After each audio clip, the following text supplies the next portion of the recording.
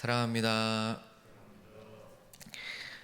출애굽기 내용이 시작이 되고 12장, 13장에 유월절 지내고 13장에 10번째 재앙이 일어나고 그래서 출애굽을 드디어 하게 되죠. 14장에서 홍해 건너고 15장, 16장, 17장 이런저런 일들 있고 그리고 19장에 시내산에 도착합니다. 하나님의 산에 도착을 해서 이제 처음으로 백성과 하나님이 대면을 하는 장면인 거죠. 20장부터는 십계명을 받고 21장부터 24장까지는 하나님의 백성답게 살 율법들을 받습니다. 하나님의 백성이 다른 하나님의 백성과 함께 어떻게 살 건지 이 법을 받고 그리고 이제 언약을 체결하죠. 25장부터 지금 저희가 읽은 29장, 30장, 31장까지 성막을 어떻게 만들어라 하는 내용들이 계속 나옵니다.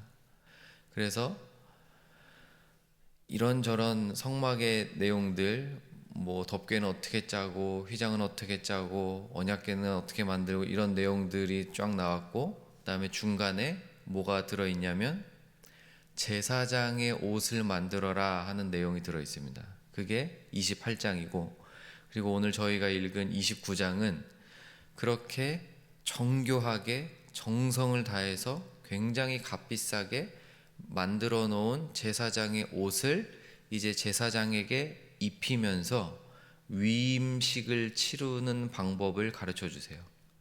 그게 이제 오늘 저희가 함께 읽은 내용입니다. 29장 1절 보시면 내가, 여기 모세죠. 하나님이 모세한테 모세야 그들에게 나를 섬길 제사장 직분을 위임해라.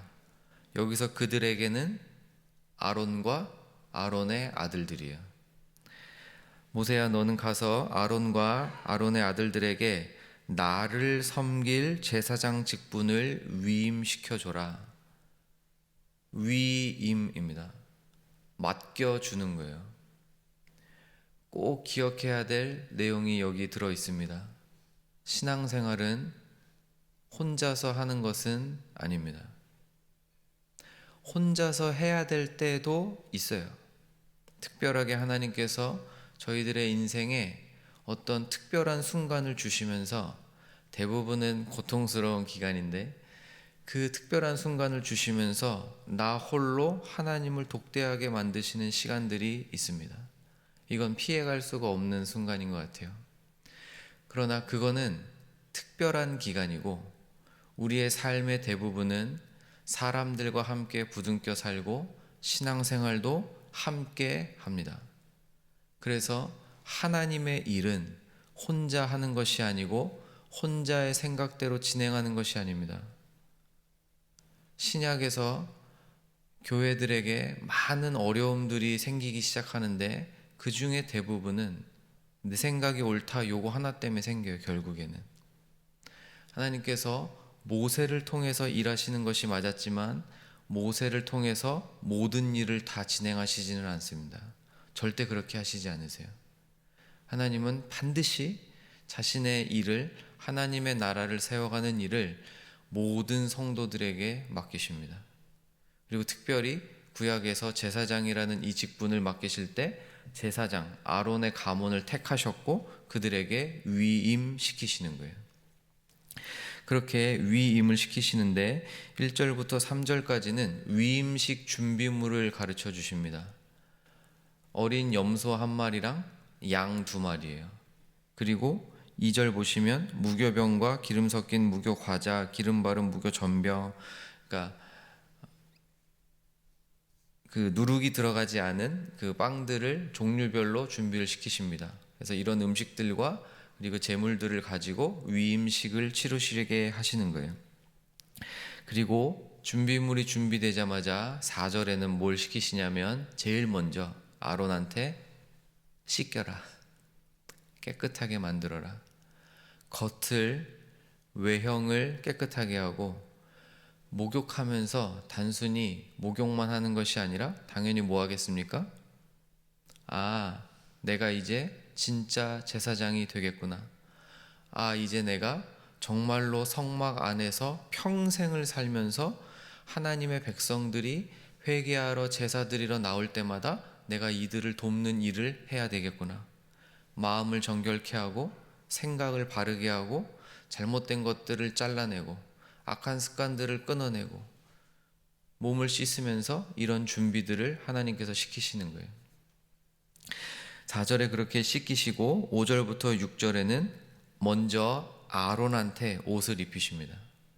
아론의 아들들 동시에 입히시는 게 아니고 철저하게 순서대로 입히세요. 하나님은, 이걸 좋게 표현하면 하나님은 질서의 하나님이십니다.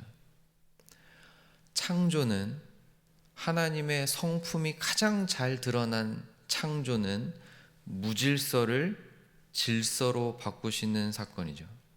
이게 창조의 역할이거든요. 하나님은 무질서를 질서로 잡으십니다. 하나님은 모든 섭리들을 질서에 맞게 행하세요.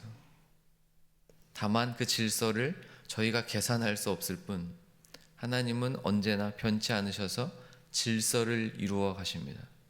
가장 먼저 아론에게, 대제사장이 될 아론에게 아론을 먼저 씻기시고 데리고 오셔서 옷을 입히세요. 정교하게 짜여진 옷들, 거의 성막과 동일하게 만든 이 제사장의 옷을 아론한테 5절과 6절에 입힙니다. 6절에 머리에 관 씌우고 그 위에 거룩한 패까지 더하고, 그 다음에 7절에 제사장을 드디어 임명하는 기름을 부어 발라줘요. 그리고 8절과 9절에는 아론의 아들들도 동일하게 시켜라 라고 말씀하십니다. 대제사장을 준비하시고 그와 함께 일할 제사장들을 또 준비해 주시는 거예요.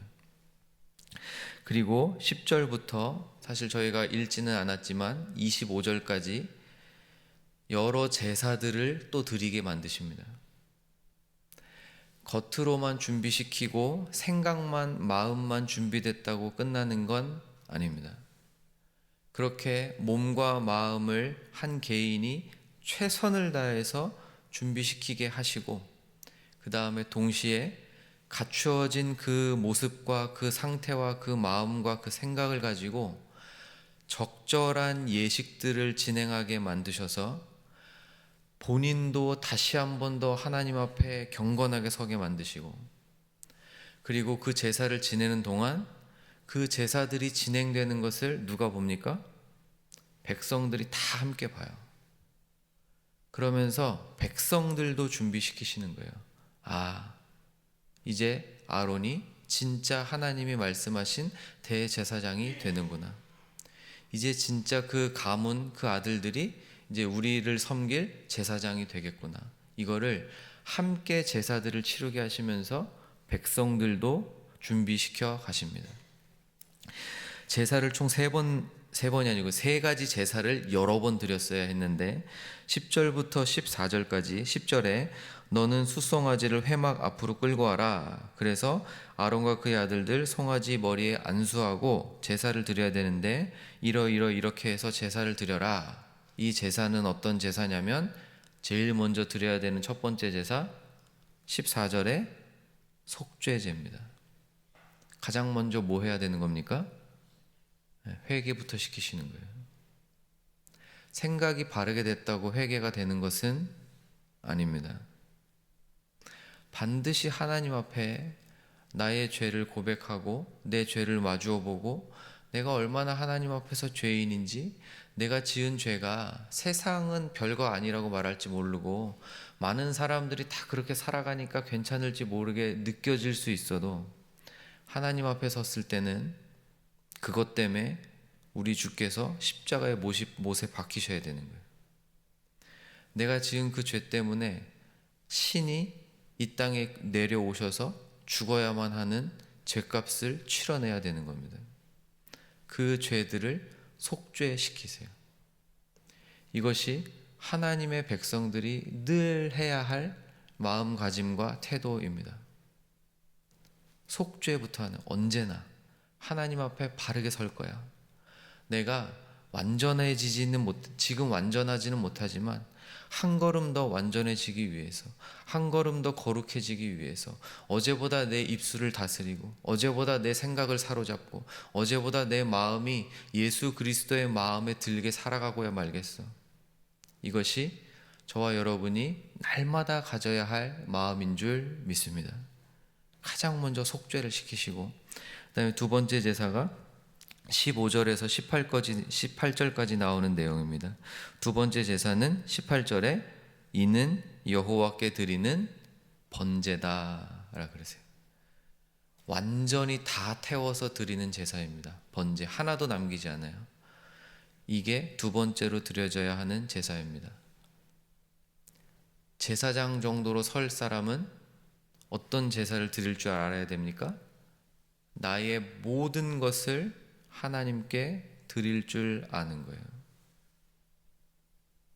하나님이 얼마나 철저하게 그리고 차등을 두시면서 이런 일들을 진행하시는지 모릅니다. 이 제사들을 지금 한 번에 다 드려야 되는 거예요. 네, 마지막 세 번째 제사는 19절에서 25절까지 드리는 요제입니다. 이것도 하나님 와서 제물을 흔들어 드린다는 요자 써서 요제인데, 이런 제사들을 통해서 제사장들에게 위임을 시키시는 거예요. 내 백성을 너에게 맡기마. 지금 저희는 신약의 시대에 살면서 제사장은 없습니다. 목사는 제사장이 아니에요. 물론 역할이 어느 정도 겹치지만 제사장은 아닙니다. 오히려 신약 성경은 모든 하나님의 백성들, 예수 그리스도를 삶의 주인으로 모시고 그 속에 성령을 모신 이들을 제사장이라고 부르죠. 저와 여러분들이 바로 이 시대에 살아가는 제사장들입니다. 제사장들은 결국 뭘 하는 겁니까? 제사를 드려주는 일이거든요. 다르게 표현한다면 하나님과 백성 사이에 서는 사람들이고, 더 쉽게 바꾼다면 하나님이 제사장한테 일을 통해서 영혼들을 맡기시는 거예요. 지금 동일하게 하나님 똑같은 방식으로 일하십니다. 물론 제사장 이런 것들은 없어졌고 제사 제도들도 다 사라졌지만 형식이 바뀌었을 뿐 그 안에 담긴 이 의미들은 그대로 가져가십니다. 하나님 여전히 저희에게 위임하세요. 뭘 위임하십니까? 우리를 통해 사랑하는 가족들을 위임하시고, 우리 주변에 예수를 아직 알지 못하는 죄인들을 위임하세요. 오늘도 여전히 저와 여러분이 살아야 할 삶은 이러한 삶입니다. 하나님 앞에서 거룩하게 구별되는 삶. 옷을 정결하게 하십시오. 화려하게 패션이 아니라 정결하게 하십시오. 마음을, 생각을 사로잡으십시오. 바울이 수도 없이 고백하는 것처럼 내가 예수 그리스도와 그 십자가 외에는 아무것도 알지 않기로 다짐했다. 그게 내가 바보가 되겠다는 말이 아니잖아요. 생각을, 내 마음을, 내 욕망을, 내 꿈을 예수 그리스도한테 조정시키는 거예요. 가만히 있으면 무조건 어긋나게 되어 있습니다. 왜냐하면 우리가 발 딛고 사는 이 세상이 늘 이렇게 저희를 흔들어대니까. 다시 한번 이 새벽 기도를 통해서, 여러 예배들을 통해서, 말씀을 통해, 기도를 통해, 찬양을 통해 우리의 마음과 생각을 다시 예수 그리스도에게 고정시키고, 몸과 마음을 준비하고 예배를 통해, 기도를 통해 이 구약의 여러 제사들과 비견되는 그 예배를 통해서 우리의 생각을 또다시 한번 말씀 앞에 맞추고, 그리고 위임을 받으십시오. 사랑하는 내 배우자, 우리에게 맡기신 자녀들, 노쇠해져 가시는 우리 부모님들을 위임 받으십시오. 우리 주변에 같이 더불어 살아가는 이웃들 위임 받으십시오. 하나님, 부족하지만 능력으로 따지면 무슨 수를 써서 우리가 다른 사람을 구원시켜 내겠습니까? 저희는 애초부터 그런 능력은 없어요. 다만 하나님, 우리를 통해서 일해 주십시오. 이 말씀을 붙드시고 오늘 하나님께서 나를 통해 역사하실 거야, 이 기대를 가지시고 다시 한번 우리의 마음과 생각을 사로잡는 이 새벽 기도의 시간이 되었으면 좋겠습니다.